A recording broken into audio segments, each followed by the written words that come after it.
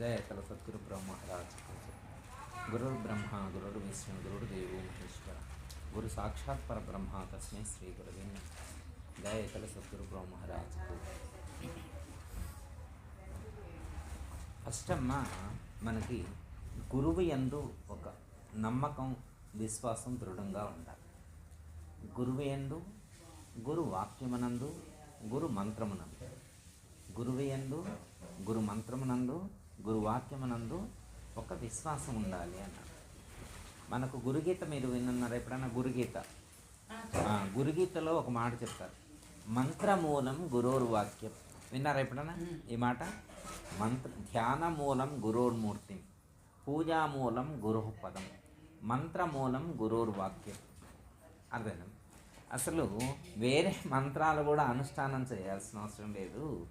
గురువు చెప్పినటువంటి వాక్యం ఏదైతే ఉన్నదో అదే మంత్ర సమానం అన్నారు. మంత్రానుష్ఠానం చేస్తే ఎంత ప్రయోజనం కలుగుతుందో, గురు వాక్యాన్ని అనుసరించి జీవిస్తే కూడా అంతే ప్రయోజనం కలుగుతుంది. మంత్రాన్ని అనుష్ఠానం చేయటం ద్వారా ఎంత శక్తి వస్తుందో అంతకు మిక్కిలి శక్తి గురువు యొక్క వాక్యాన్ని లేదా గురువు చెప్పినటువంటి భావానికి అనుగుణంగా జీవించడం వల్ల ప్రాప్తిస్తుంది అని చెప్పారు.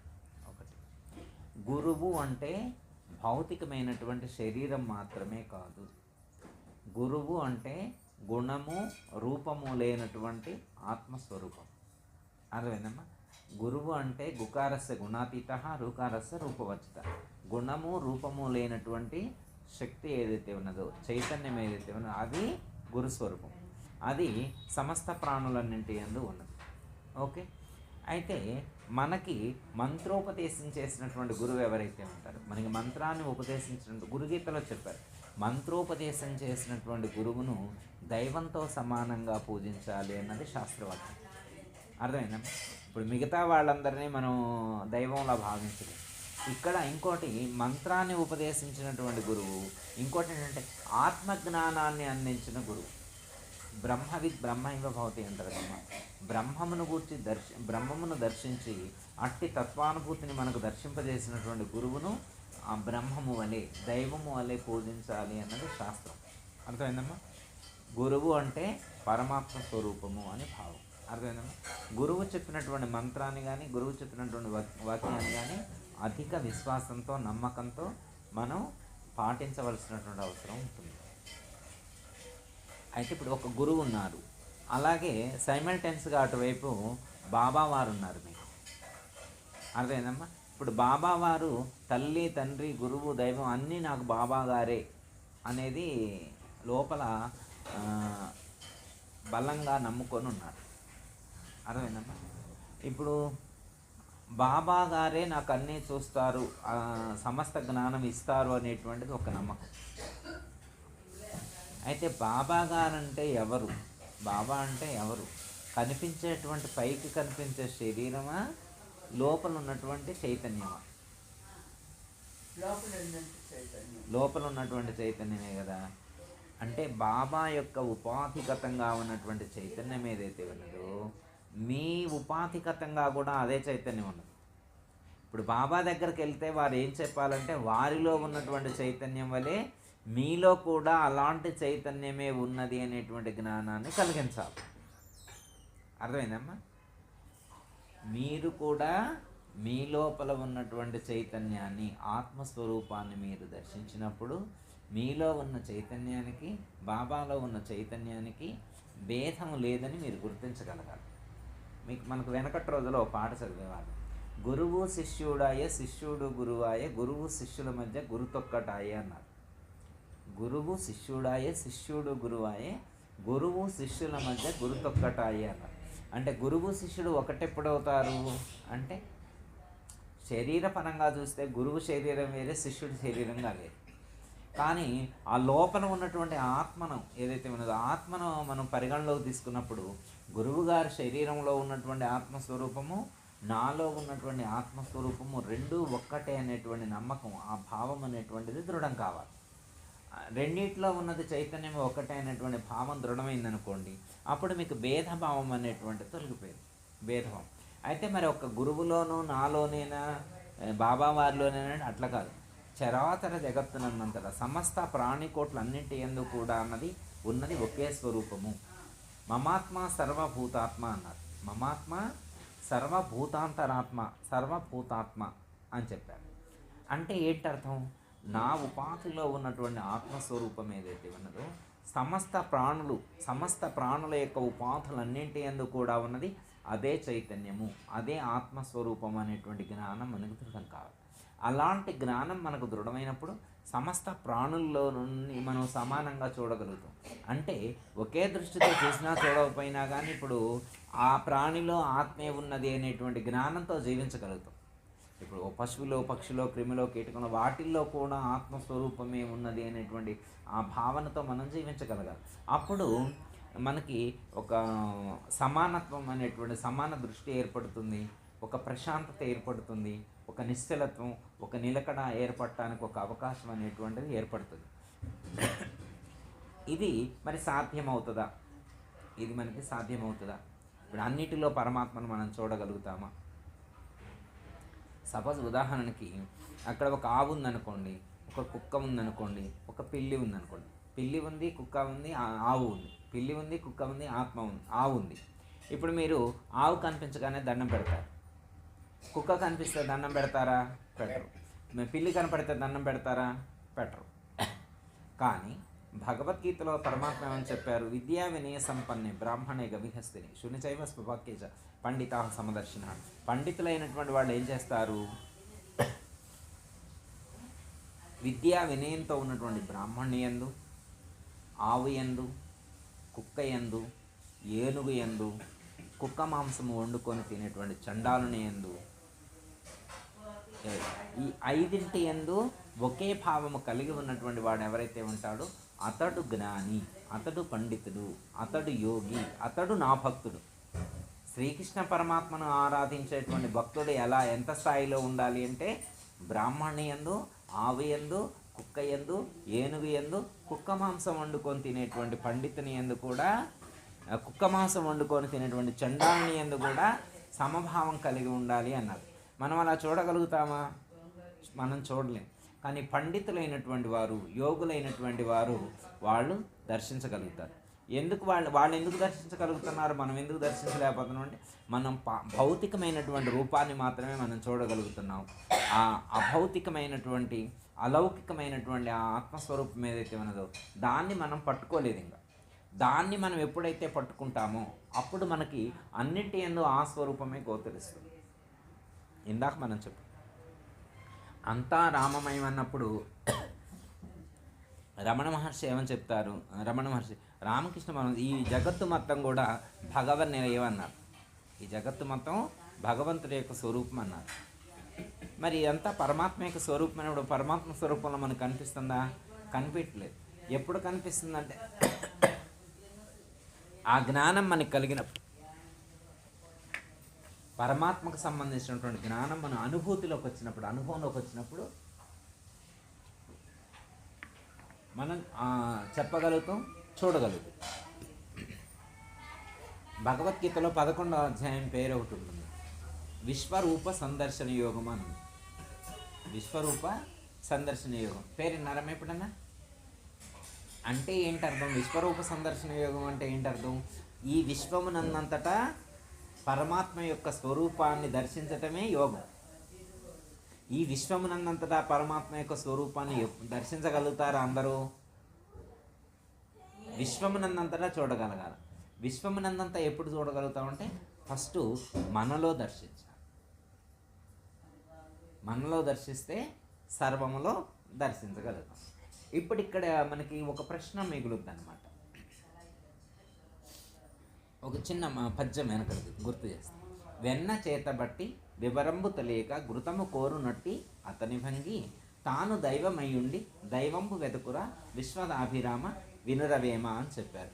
అంటే ఏంటి అర్థం? దాంట్లో చెప్పింది వెన్న చేతిలోనే ఉంది, వెన్న చేతబట్టి వివరం తెలియక పిన్నిగారింటికి, ఎదురింటి పిన్నిగారింటికి వెళ్ళి పిన్నామా మా ఇంటికి చుట్టాలు ఇచ్చారు, కొంచెం నెయ్యి ఇవ్వు అన్నది.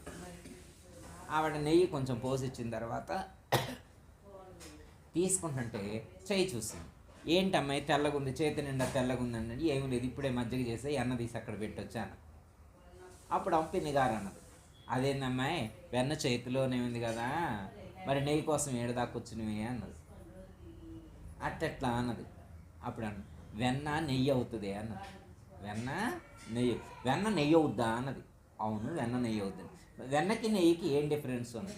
వెన్నకి చల్లగుణం ఉంది. వెన్నలో ఏముంది?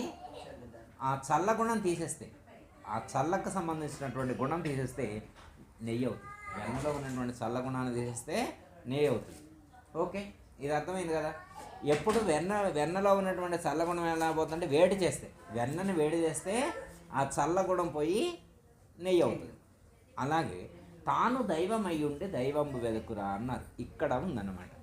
ఇప్పుడు వెన్న నెయ్యి అయింది. ఇప్పుడు నేను దేవుడిని అవుతానా?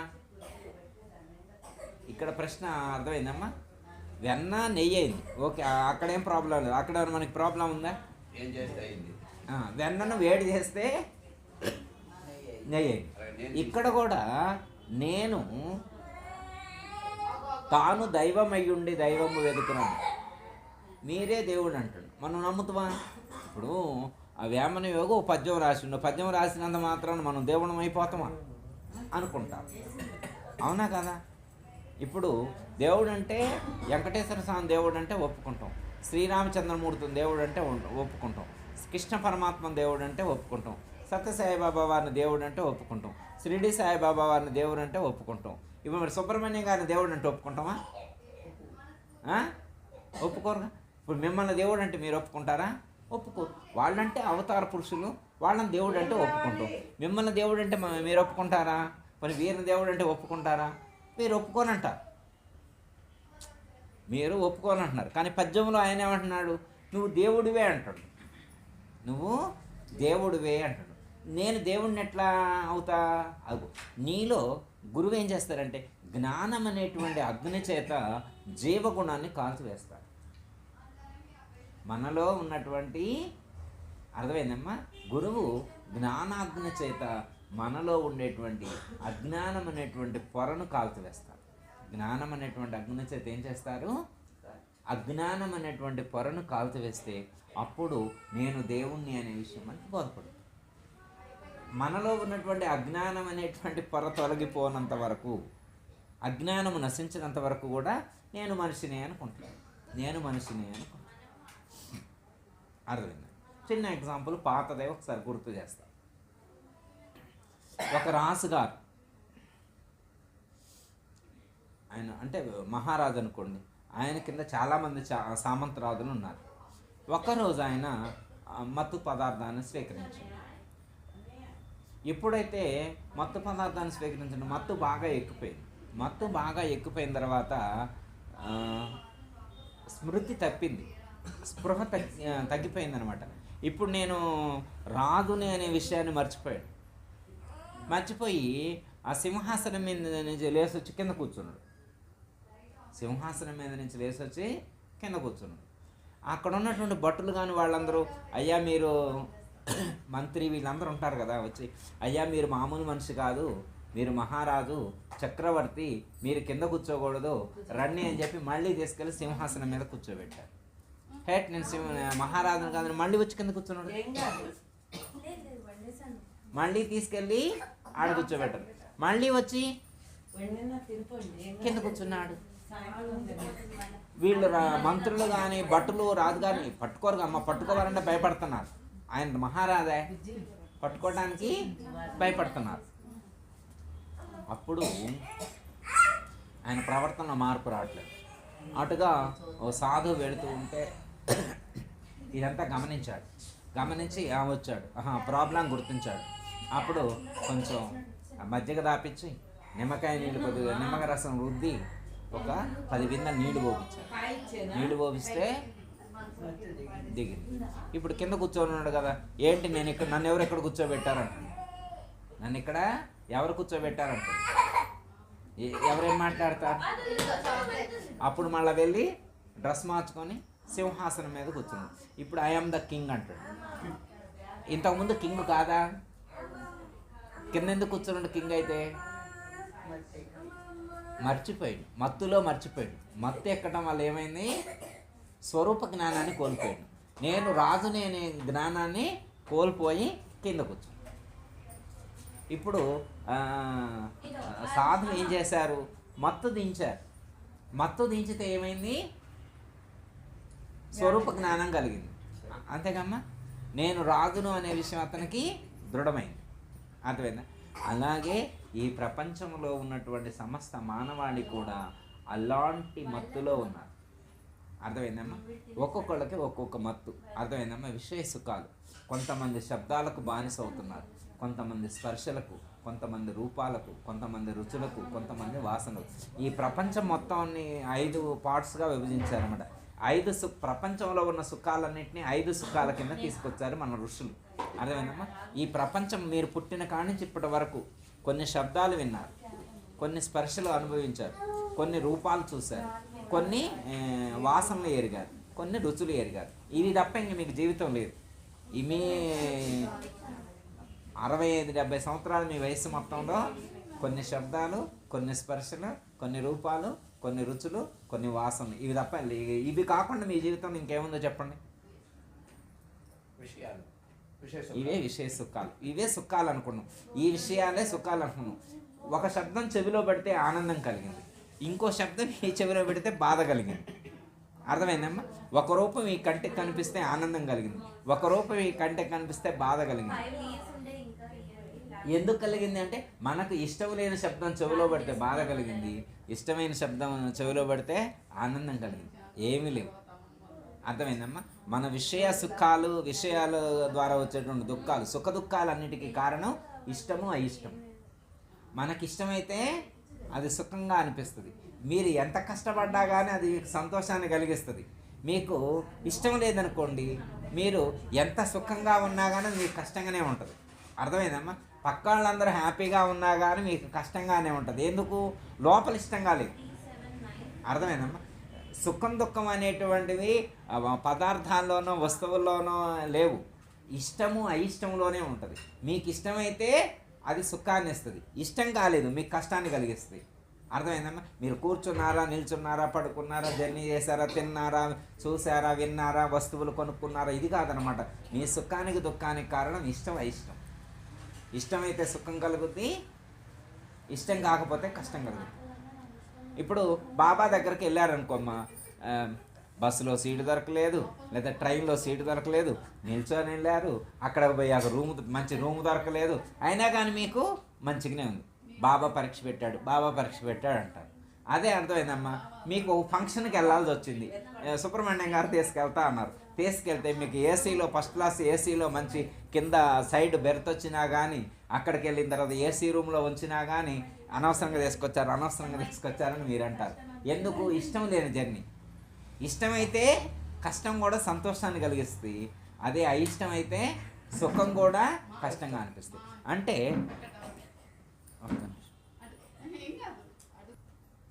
అర్థమైందమ్మా? ఇప్పుడు మనకి సుఖము దుఃఖము అనేటువంటివి ఇష్టము అయిష్టం ద్వారా ఏర్పడేటువంటి, అవునా? ఓకే, ఇష్టము అయిష్టం ద్వారా ఏర్పడేటువంటి అవి సుఖము దుఃఖం వస్తువులో లేదు. సుఖము దుఃఖం అనేటువంటిది వస్తువులో లేదు. దాన్ని మనం రిసీవ్ చేసుకునేటువంటి మన భావనలోనే అది ఉంది. భావనలో ఉంది కానీ వస్తువులో ఉందనుకుంటున్నాం. అర్థమైందమ్మా? వస్తువులో లేదనమాట. సపోజ్ ఉదాహరణకి మన బాగా ఫేవర్గా ఉండేటువంటి వాళ్ళ ఇంటికి వెళ్ళామనుకోండి, వాళ్ళు పెట్టింది ఉడకపోయినా కానీ, ఉప్పు ఎక్కువైనా కానీ అమృతంలా ఉందంటాం. అదే ఇష్టం లేని వాళ్ళ ఇంటికి పోయినాం అనుకో, వాళ్ళు ఎంత టేస్టీగా పెట్టినా కానీ అసలు నాకు అరగను కూడా అరగలేదు, వాళ్ళ ఇంట్లో వాళ్ళు ఏమంట పెట్టారో ఏంటోనని అంటాం. ఎందుకంటే ఇష్టం లేనప్పుడు వచ్చేటువంటి ఫీలింగ్. ఓకే, అంటే మన జీవితంలో ఒక పాయింట్ ఆఫ్ వ్యూలో చూస్తే అలా ఉంది, ఒక పాయింట్ ఆఫ్ వ్యూలో చూస్తే అలా ఉంది. ఇక్కడ ఏం చెప్తున్నారు అంటే, ఇక్కడ ఏంటంటే నువ్వే దేవుడు అంటున్నారు. తాను దైవం అయి ఉండి దైవం వెదకరు, నువ్వే దేవుడివి, దైవం నీలోనే ఉన్నది అన్నారు. మరి దైవం నాలోనే ఉంటే నాకెందుకు కనిపించట్లేదు అంటే, నువ్వు విషయాల యొక్క మత్తులో ఉన్నావు. విషయాలు అనేటువంటి ఆ మత్తులో, ఆ అజ్ఞానంతో మనం ఉండటం చేత ఈ నేను ఆత్మ అనేటువంటి సత్యం నాకు బోధపడట్లేదు. అర్థమైందమ్మా? విషయ సుఖాలనేటువంటి మత్తులో ఉండటం చేత, అజ్ఞానము చేత, దేహ భ్రాంతి చేత నాలో ఉన్నటువంటి ఆ స్వరూపాన్ని నేను తెలుసుకోలేకపోతున్నాను. ఇప్పుడు మనం ఏం చేయాలి అంటే ఆ లోపల ఉన్నటువంటి స్వరూపాన్ని తెలుసుకోవాలి. ఆ లోపల ఉన్నటువంటి స్వరూపాన్ని ఎలా తెలుస్తుంది అంటే జ్ఞానం ద్వారా తెలుస్తుంది. ఎలా స్వరూప జ్ఞానం ఎలా కలుగుతుంది అంటే, స్వరూప దర్శనం ఎలా అవుతుందంటే జ్ఞానం ద్వారా దర్శించాలి. ఇంకోటి, ఇప్పుడు మనమేమనుకుంటాం, మనం దేవుళ్ళం అవుతావా అనుకుంటాం ఒకటి. రెండోది, మనలో దేవుడు ఉంటాడా అనుకుంటాం. అవునా? దేవుడు మనలో ఉంటాడు అంటే ఒప్పుకోలేదు. అర్థమైందమ్మా? మనం దేవుడు అంటే ఒప్పుకోలేదు. రెండు. ఇంకోటి, మనకి ఉపనిషత్తులో ఇంకో మాట చెప్తారు ఈ భావాన్ని దృఢం చేయటం కోసం. దేహో దేవాలయో ప్రోక్తో జీవో దేవో సనాతన త్యజేద జ్ఞాన నైర్మల్యం సోహం భావేన పూజయేత్. దేహమే దేవాలయం, ఇందులో దేవుడున్నాడు, జీవుడు పూజారిగా ఉండి రోజుకి 21,600 సార్లు సో హం అనేటువంటి అజప గాయత్రి మంత్రం చేత పూజ చేస్తూ ఉన్నాడు జీవుడు అన్నారు. ఓకే, దేహము దేవాలయం, ఇందులో దేవుడున్నాడు, మరి ఇందులో దేవుడుంటే మరి దేవుణ్ణి మనం ఇక్కడ చూడాలి కదా, మరి వేరే చోట ఎతుకుతున్నాం ఎందుకు? దేవుడు ఎందులో ఉన్నాడు? ఇందులో ఉన్నాడు, అంతర్గతంగానే ఉన్నాడు. ఉపనిషత్తులో ఒక మాట చెప్తారు, అంతర్దేహే నీ దేహనమునకు అంతరములు జ్యోతిర్మయోహి, అంతర్దేహే జ్యోతిర్మయోహి, పరమాత్మ జ్యోతి వలె ప్రకాశిస్తూ ఉన్నాడు. అంతర్దేహ అంటే దేహములో జ్యోతిర్మయో, జ్యోతి వలె ప్రకాశం. పశ్యంతి, మీరు చూడొచ్చు, మీ శరీరంలో జ్యోతి వలె వెలిగేటువంటి ఆ యొక్క ఆత్మస్వరూపాన్ని మీరు దర్శించవచ్చు. ఎప్పుడు? యతయ క్షీణదోష, మీలో ఉన్నటువంటి లేదా నాలో ఉన్నటువంటి ఆ యొక్క దోష గుణాలన్నీ కూడా నశించిపోయినప్పుడు, దోష గుణాలన్నీ క్షీణించినప్పుడు మనలో ఉన్నటువంటి ఆ జ్యోతి స్వరూపమైనటువంటి నా స్వరూపాన్ని, ఆ యొక్క దైవాన్ని, ఆ యొక్క ఆత్మస్వరూపాన్ని దర్శించవచ్చు. పశ్యంతి, మీరు చూడవచ్చు. ఎంత క్లారిటీ చెప్పాను? ఇప్పుడు దేహమే దేవాలయం, ఇందులోనే దేవుడున్నాడు, ఇందులో జీవుడు పూజారిగా ఉండి సోహం అంటూ పూజ చేస్తూ ఉన్నాడు. సో అంటే బ్రహ్మము, హమ్ అంటే బ్రహ్మమే నేను, నేనే బ్రహ్మము అని చెప్పి పూజ చేస్తున్నాడు. ఇదంతా విన్నామా? విన్న తర్వాత దేవుడి కాడికి పోయి రావాలంట. ఇదంతా విన్న తర్వాత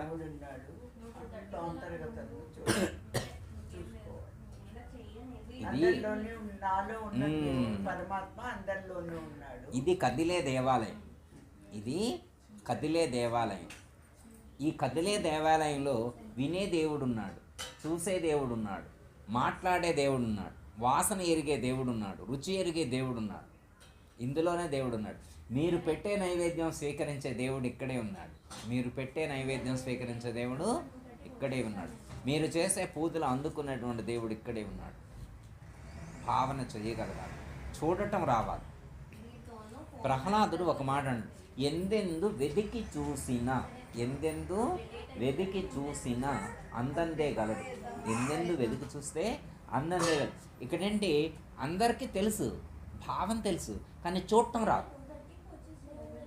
అందరికీ భావం తెలుసు కానీ చూడటం రాదు. ఎవరు చూడగలుగుతారో వాళ్ళకి అందంది. ఎందెందు చూస్తే అందందులోనే కనిపిస్తారు, ఎక్కడ చూస్తే అక్కడే కనిపిస్తారు. ఎప్పుడు మీకు చూడటం వస్తే, మీకు చూడటం రావాలి. మరి చూడటం ఎలా వస్తుంది గురువు గారు అంటే, ఫస్ట్ నాలోన చూడాలి. నీలోన వెలుపల ఘనదైవం ఉండగా కుంభాలు పూతురు గుళ్ళ ముందు అన్నారు.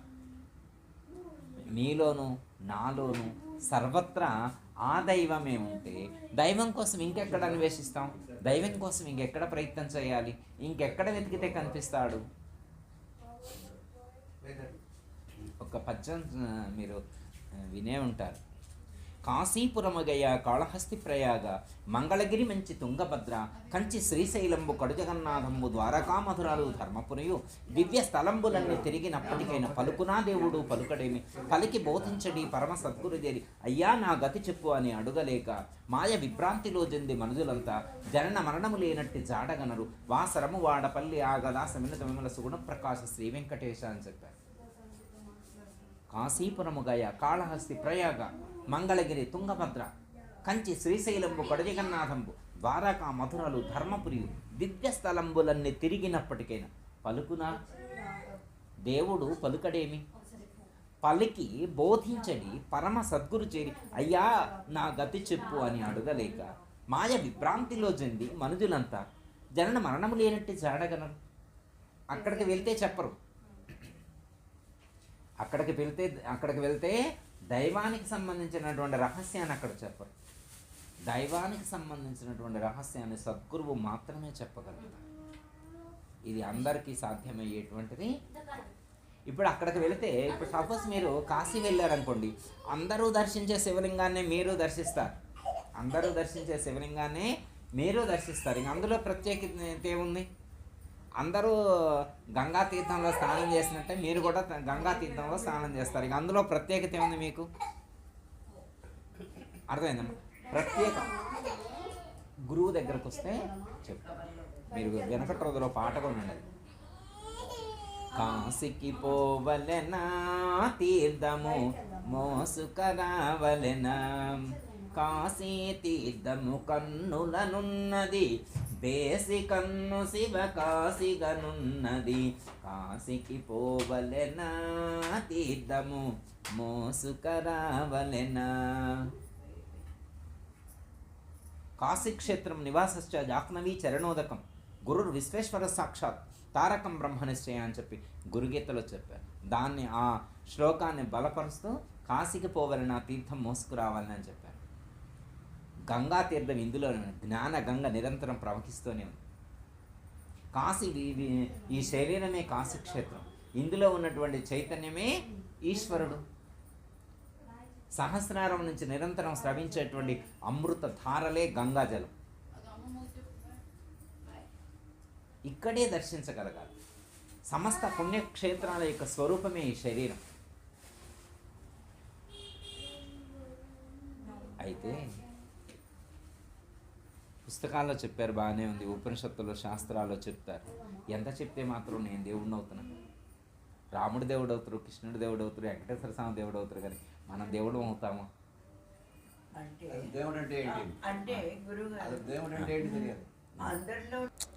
ఇప్పుడు మనకి అక్కడ నమ్మకం కుదిరినప్పుడే వారు చెప్పిన భావం దృఢమవుతుంది. అప్పుడే మనకి లోపల ఫీల్ కలుగుద్ది. అప్పుడు లోపల ఫీల్ కలిగినప్పుడే అంతటా దర్శించగలుగుతాం. ముందు లోపలే మనం దర్శించకపోతే అంతటా ఎలా దర్శించగలుగుతాం? అంతటా దర్శించలేం. ఇంకోటి ఏంటంటే అమ్మ, మన లెర్నింగ్ స్టేజ్లో, స్టార్టింగ్ స్టేజ్లో ఒక పరమాత్మను ఒక పరిమితమైనటువంటి ప్రదేశంలో దర్శించడం సహజం. ఇప్పుడు ఎట్లా అంటే, ఒక ఫోటో పెట్టి ఫోటోలోనే దేవుడు అంటారు, అర్థమైందమ్మా? ఒక విగ్రహం పెట్టి విగ్రహంలోనే దేవుడు అంటారు, ఒక యంత్రం పెట్టి యంత్రంలోనే దేవుడు ఉన్నాడని చెప్తారు. మరి ఫోటో దేవుడు అవుతాడా, విగ్రహం దేవుడు అవుద్దా, యంత్రం దేవుడు అవుతుందా? ఒక స్టేజ్లో అది రైటే, ఒక స్టేజ్లో అది రైటే అనమాట. అయితే పరమాత్మను ఒక పరిమితం చేసి చూడొద్దు. పరమాత్మ అంటే ఒక విగ్రహానికో, ఒక ఫోటోకో, ఒక యంత్రానికో లిమిటేషన్ చేసి ఒక పరిమితం చేసి చూడొద్దు. పరమాత్మ అంటే అఖండంగా ఉన్నటువంటి శక్తి, అఖండంగా ఉన్నటువంటి చైతన్యం, అపరిమితంగా, అనంతంగా, ఇన్ఫినిట్, సర్వత్రా వ్యాపించుకున్నటువంటి తత్వం కదా అది. సర్వత్రా వ్యాపించుకున్నటువంటి తత్వాన్ని మనం పరిమితం చేసి ఈ ఫోటోకే ఉంటాడు, ఈ నామానికే ఉంటాడు, ఈ రూపానికే బంధే అయి ఉంటాడని దైవాన్ని ఒక రూపానికో, ఒక నామానికో, ఓ విగ్రహానికో, ఓ ఫోటోకో కట్టేయకూడదు. ఇప్పుడు కట్టేసేది ఎప్పుడు? లెర్నింగ్ స్టేజ్లో ఉన్నప్పుడు. లెర్నర్స్ ఓకే, లెర్నర్స్ను కాదనేది కాదమ్మ. ఇక్కడ స్టార్టింగ్ స్టేజ్లో ఉన్నారు, వాళ్ళకి అలా చెప్తేనే ఆ నమ్మకం కుదిరింది. ఇక్కడ దేవుడు ఉన్నాడు, దండం పెట్టుకుంటే ఓకే, వాళ్ళు దండం పెట్టుకుంటారు. ఫోటో చూపెట్టి ఇక్కడ దేవుడు ఉన్నాడు, దండం పెట్టుకుంటారు. విగ్రహం చూపెట్టి ఇక్కడ దండం పెట్టుకుంటే వాళ్ళకి అది ఓకే, వర్తించింది. కానీ జ్ఞానం కలిగిన తర్వాత, ఒక కొంత అనుభవాన్ని గడించిన తర్వాత ఆ లిమిటేషన్ నుంచి అన్లిమిటెడ్ స్టేజ్కి రావాలి. ఒక పరిమితమైనటువంటి దృక్కోణం నుంచి ఒక అపరిమితమైనటువంటి ఒక విశాల దృక్పథంతో విశ్లేషణ చేసి విశ్వమంతా దర్శించగలిగేటువంటి ప్రయత్నం మనం చేయగలగాలి. బహిరంతశ్చ భూతానాం అచరం చరమే వచనం. బహి అంటే బయట, అంతః అంటే లోపల, బాహ్యాంతరములయందంతటా సర్వత్రా పరమాత్మే వ్యాపించి ఉన్నాడు అనేటువంటి జ్ఞానం. ఆ జ్ఞానం దృఢపడాలంటే ముందు మనలో దర్శించాలి. ఇప్పుడు అంటే వాళ్ళు పరిమితంగా దర్శించడంలో తప్పులేదు, అది వాళ్ళ స్థాయి, వాళ్ళు అంతవరకే దర్శించగలుగుతారు. కానీ జ్ఞాని అలా కాదు కదా. ఒకచోట ఒక పంచదారతో కొన్ని బొమ్మలు తయారు చేశారు. పంచదారతో ఎలాంటి బొమ్మలు తయారు చేశారు? రోబో బొమ్మ ఒకటి తయారు చేశారు, క్రికెట్ బ్యాట్ ఒకటి తయారు చేశారు, సెల్ ఫోన్ బొమ్మ ఒకటి తయారు చేశారు. అర్థమైందమ్మా? ఇలాంటి కొన్ని బొమ్మలు తయారు చేశారు. అయితే వాళ్ళ పిల్లవాడిని, ఇద్దరు పిల్లల్ని తిరణాల కాడికి, అమ్మే షాప్ కాడికి తీసుకెళ్ళారు. వాళ్ళ పిల్లల్ని ఆ పంచదార బొమ్మలు తయారు చేసినటువంటి షాప్ కాడికి తీసుకెళ్తే అక్కడ ఆ సెల్ ఫోన్ బొమ్మలు ఒకటే ఉంది ఆ షాపులో, మిగతా అన్ని అమ్ముడుపోయినాయి, ఒకటే ఉంది. ఆ పెద్ద పిల్లవాడు నాకు ఆ బొమ్మ కావాలని అది పట్టుకున్నాడు, చిన్నపిల్లవాడు నాకు అట్లాంటి బొమ్మ కావాలనే ఏడుస్తున్నాడు. నాకు కూడా అట్లాంటి బొమ్మ కావాలనే ఏడుస్తున్నాడు.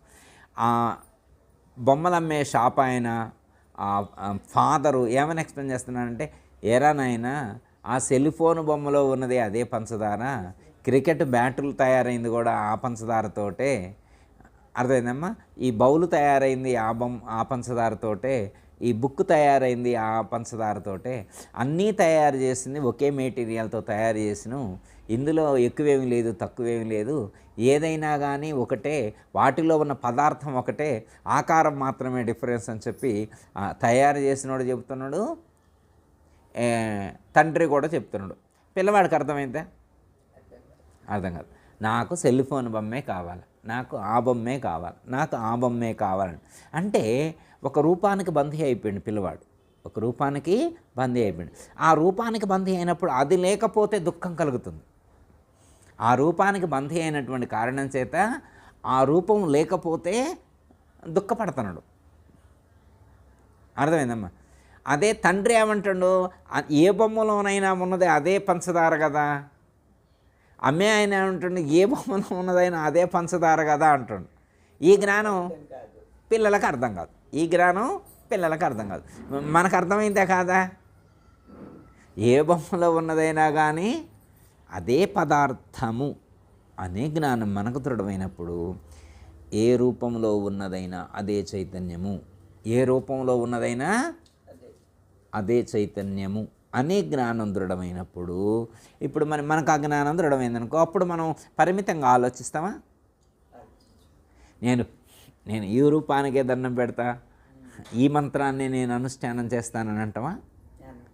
ఈ నామానికి ఈ రూపానికి బంధికం ఎప్పుడు? ఆ జ్ఞానం దృఢమైనప్పుడు, ఆ జ్ఞానం సర్వత్రా ఉన్నది ఒకే పదార్థమైనటువంటి జ్ఞానం ఉన్నప్పుడు. ఓకే కదా? ఇప్పుడు సృష్టి ఎలా జరిగింది? ఇందాక మీరు చెప్పారు, పంచ దేవతలు పంచశక్తులు అని చెప్పారా లేదా ఇందాక? అంతే కదా. బ్రహ్మము నుండి అవ్యక్తము, మహత్తు, మహదాంకారము, పంచతన్మాత్రకులు, పంచభూతాలు. అర్థమైందమ్మా? బ్రహ్మ పదార్థమే దేవతలుగా మారింది, బ్రహ్మ పదార్థమే బీజములుగా మారింది, బ్రహ్మ పదార్థమే శక్తులుగా మారింది, బ్రహ్మ పదార్థమే తన్మాత్రకులుగా మారింది, బ్రహ్మ పదార్థమే పంచభూతాలుగా తయారైంది, బ్రహ్మ పదార్థమే సమస్త ప్రాణులుగా మారింది, బ్రహ్మ పదార్థమే సమస్త ప్రాణుల యందు చైతన్యము కూడా మారింది, చైతన్యంగా కూడా మారింది. తత్సృష్ట్యా తదేవ అనుప్రావేశత్ అన్నారు. భౌతికంగా ఉన్నది అదే, అభౌతికంగా ఉన్నది అదే, లౌకికంగా ఉన్నది అదే, అలౌకికంగా ఉన్నది, వ్యక్తమయ్యేది అదే, అవ్యక్తంగా ఉన్నది కూడా అది, అంతటా అదే ఉన్నది. ఇప్పుడు ఏది ఎక్కువ ఏది తక్కువ అంటే ఏం చెప్తాం? అంతా సమానమే. కానీ జ్ఞానం దృఢమైంది, అంతా సమానమైన జ్ఞానం బోధపడింది. కానీ అనుభవంతో అంతా సమానంగా మనం చూడలేకపోతున్నాం. అనుభవంలో అన్నిటినీ సమానంగా చూడలేకపోతున్నాం. ఎందుకు? విన్న జ్ఞానం ఒక విధంగా ఉంది, అనుభవం ఇంకో విధంగా ప్రకటితమవుతుంది. అనుభవం ఇంకో విధంగా ప్రకటితమవుతుంది. ఎందుకు? విన్నదానికి తగ్గట్లుగా మరి మనం ఆచరించాలి కదా, ఆచరించలేకపోతున్నాం. ఎందుకు అంటే విన్న జ్ఞానం అనుభూతికి అందలేదు, ఇంకా అనుభూతికి అందలేదు. విన్నాం, విన్నది కనాల, కన్నది తినాల, ఆ స్థితిని పొందాల, ఆ స్థితిని పొందాల, అనుభూతం నడుచుకోవాలి, ఆ రూపంగా మనం మారిపోవాలి, ఆ రూపంగా మనం మారిపోవాలి. అప్పుడు అరూపస్థితి, అనామస్థితి, నామరూపాలకు అతీతమైనటువంటి ఆ స్వరూపాన్ని అనుభూతి చెందినటువంటి వారు చరాచర జగత్తునంతట సమస్త ప్రాణులన్నింటి యందు కూడా ఒకే భావం కలిగి ఉంది. ఇది అఖండ జ్ఞానం, అఖండ జ్ఞాన భావన. అది మనకు దృఢమైనప్పుడు అప్పుడు మనం ఏ వస్తువునైనా, ఏ పదార్థాన్నైనా, ఏ నామాన్నైనా, ఏ రూపాన్నైనా పరమాత్మ భావంగానే చూడగలుగుతాం, పరమాత్మ భావాన్నే ప్రకటితం చేయగలుగుతాం, ఆ దృష్టితో చూడగలుగుతాం. అప్పుడు ఒకళ్ళు ఎక్కువని కానీ తక్కువ అనే భావన ఉండదు. ఇదంతా చెప్పింది గురువుగారు. మీరు ఎంత చెప్పినా కానీ నాకు బాబా గారే గొప్పగా కనిపిస్తున్నారు, మిగతా దేవుళ్ళు కానీ మనుషులు కానీ అంత గొప్పగా కనిపించట్లేదు అని అనిపించవచ్చు. ఇంత మనం జ్ఞానం చెప్పుకున్నా కానీ, ఇంత మనం ఇదంతా యథార్థమే, ఇప్పుడు మనం చెప్పుకున్నంత యథార్థమే. ఇంత యథార్థంగా మనం విశ్లేషించి విచారణ చేసి దాన్ని పట్టుకున్న తర్వాత కూడా ఎందుకో గురువుగారు నాకు ఇంకా బాబా గారే ఎక్కువ అనిపిస్తుంది, మనమంతా తక్కువ అనిపిస్తుంది అలా అనిపిస్తుంది. కానీ స్వామి ఏం చెప్పారు? ఈ రూపాలు వస్తుంటాయి, పోతూ ఉంటాయి. ఈ రూపాలు ఓకే, అర్థమైందమ్మా.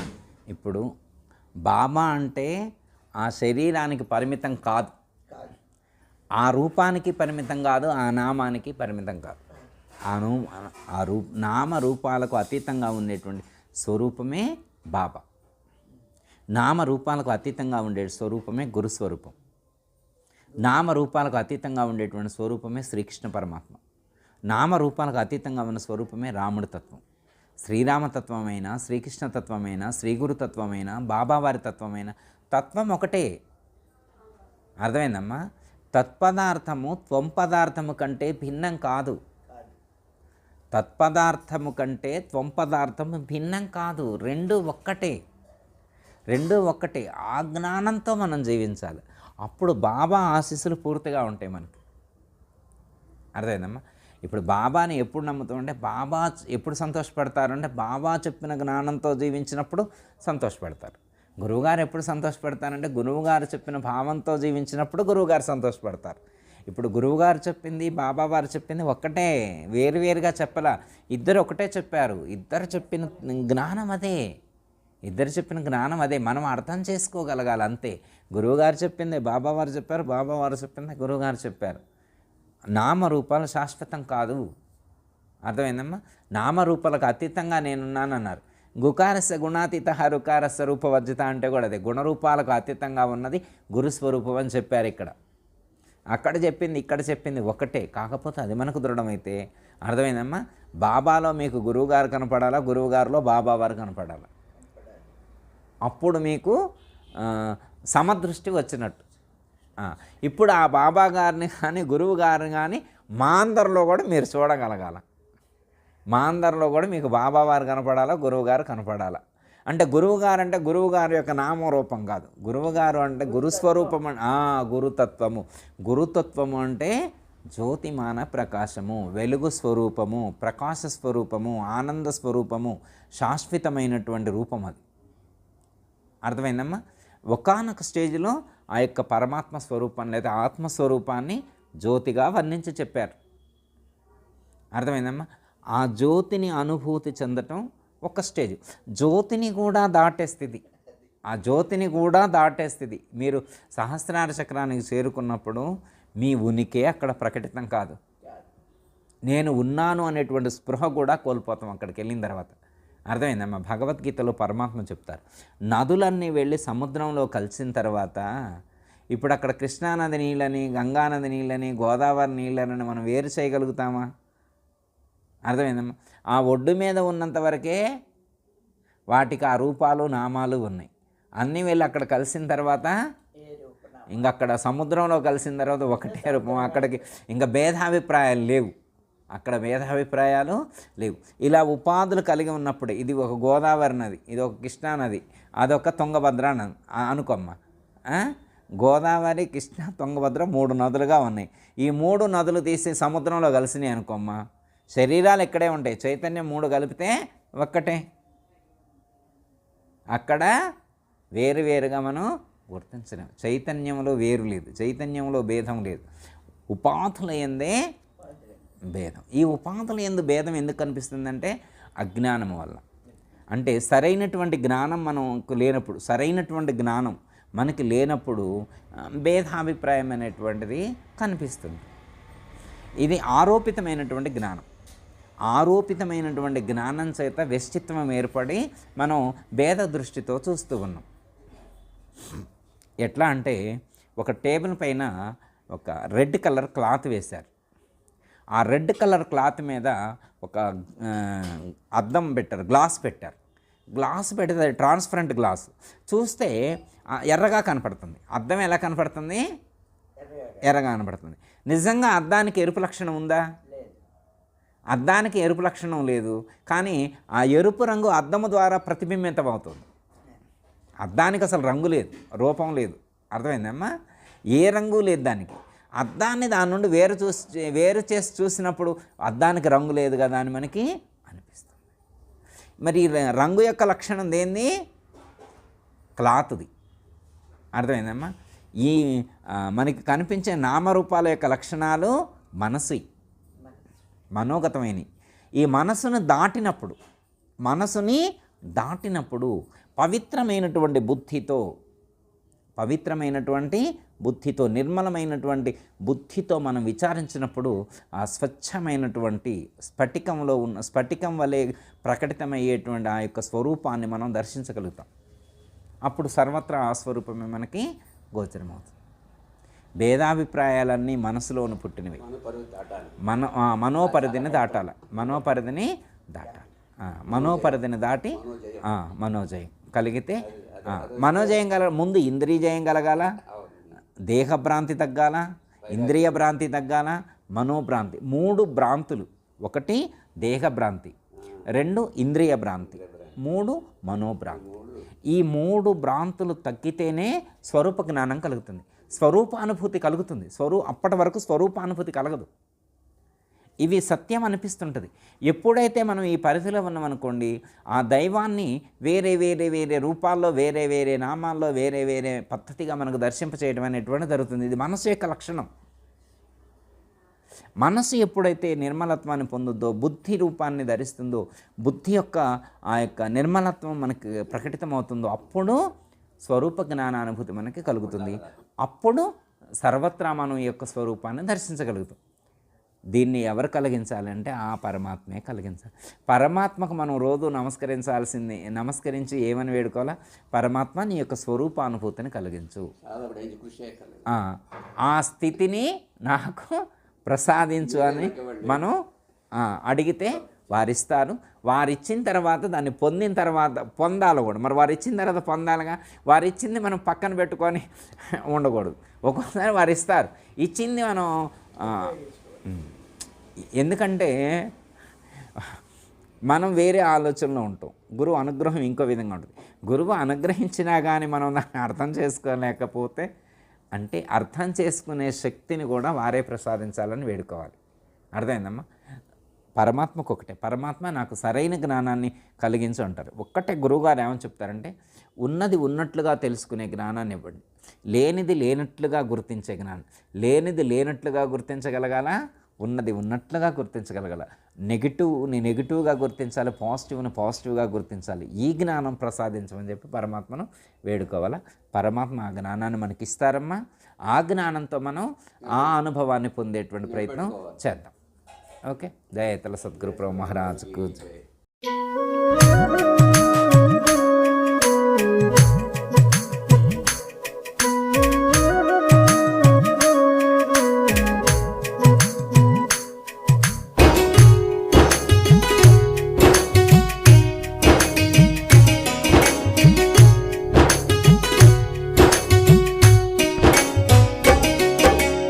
పూజలు చేయగ వచ్చితి స్వామి పూర్ణుడ నీవనుచు, తల్లియు తండ్రియు దైవము నీవని పూజ చేయవచ్చా.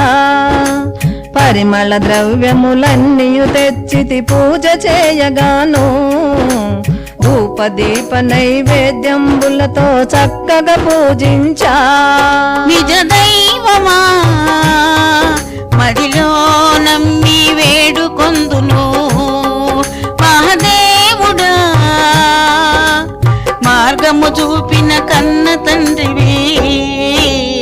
పూజలు చేయగ వచ్చితి స్వామి పూర్ణుడ నీవనుచు, తల్లియు తండ్రియు దైవము నీవని పూజ చేయవచ్చా.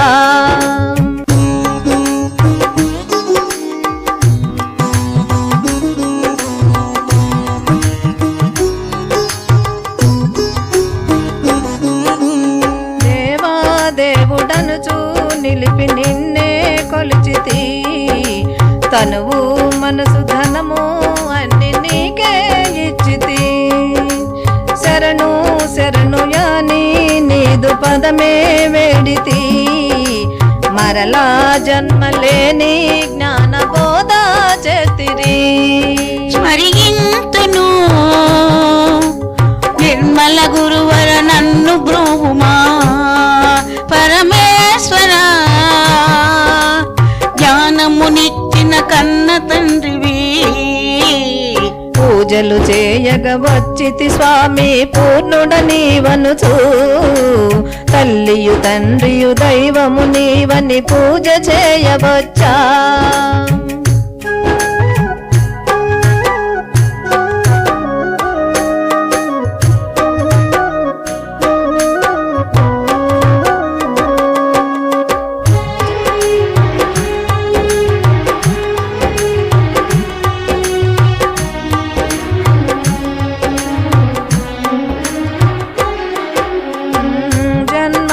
జన్మలందు చేసి ఉన్న కర్మము మళ్ళీ పుడమి పైన జన్మ ఎత్తి వచ్చను.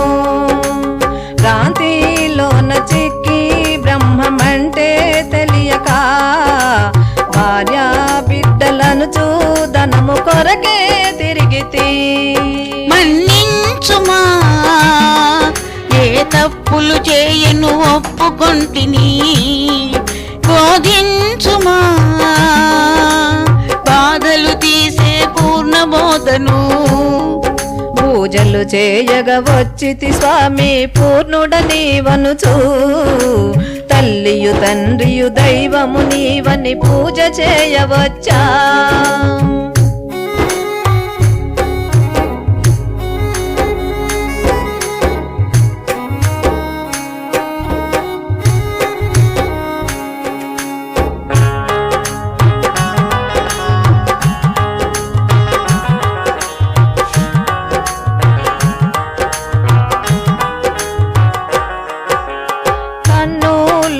ఉన్న ఎరుకలేనే లేదని, మన్ను మిన్ను లేని బట్ట బయలే నిజమని, పంచదశని చూపి నాదు భ్రాంతి బాపిరి, జనన మరణమానే బాధలేనే లేదికా. గురుదేవుడా వందనమయ్యా సత్యయాక్యుడా, శరణంటిని కృష్ణుని బ్రోచిన దివ్య తేజమా. పూజలు చేయగ వచ్చితి స్వామి పూర్ణుడ నీవనుచు, తల్లియు తండ్రియు దైవము నీవని పూజ చేయవచ్చా తల్లివి తండ్రివి దైవము నీవని పూజ చేయవచ్చా